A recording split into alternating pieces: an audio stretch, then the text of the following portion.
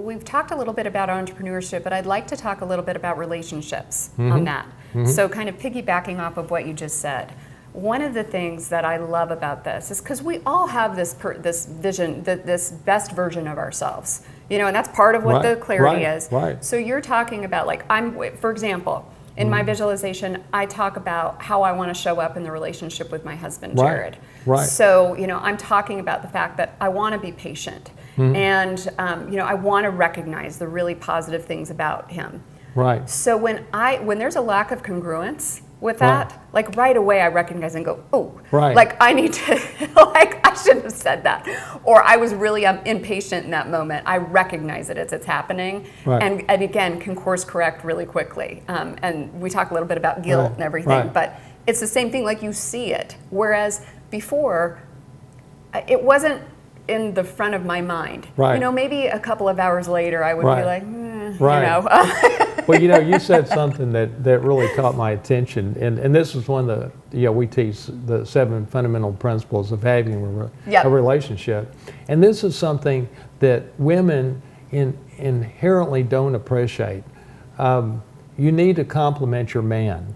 The male ego, I guess, is so fragile that we've got to be complimented constantly. I don't know what it is. But seriously, men hate criticism, and they crave compliments way more than I think is natural for a woman.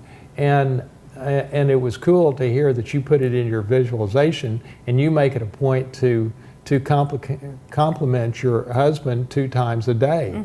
I put it in mine to compliment Ginger 3 times a day. Good man. That's a good, good plan. Good man. Yeah. And I can tell you, if I told most of my friends this, they go, "Oh, get out of here! I'm not doing that." Well, okay, don't do it at your peril then. Right. No, totally. And I think if you're looking for that enriched relationship, I mean, we know what happens when you're not in a good relationship. It bleeds into every part of your life. And if you're not getting what you need out of the relationship, then you're unhappy. And that impacts your happiness the most. Isn't the biggest external factor that impacts your life is your relationships that are closest to you. Well, and as I was telling you, and I was probably 35 when I saw this. There was a poster that had the top 10 lessons to have a successful life, and one of them it said that your romantic relationship affects your happiness more than any other external factor. And I remember when I read it, I'm like, wow, that's interesting. And then as my life played out, I'm like, man, that is so true. And if I'm going to be in a romantic relationship, I'm going to be great at it.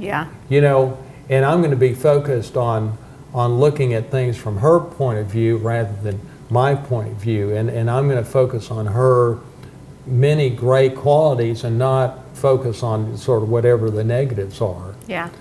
So it's such a game changer. Well, and I think, you're pointing out some real science right here, which is those mirror neurons.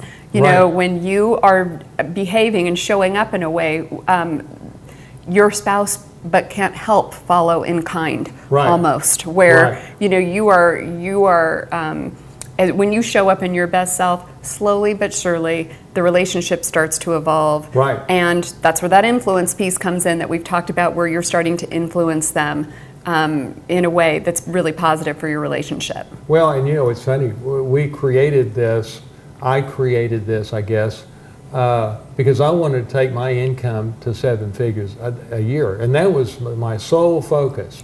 But what I think I'm most proud of is the impact it has on people's romantic relationships. I mean, it's huge, and we teach sort of in our 12-minute day methodology. We teach focus on looking at things from your partner's standpoint and give them the things they want, and focus on that.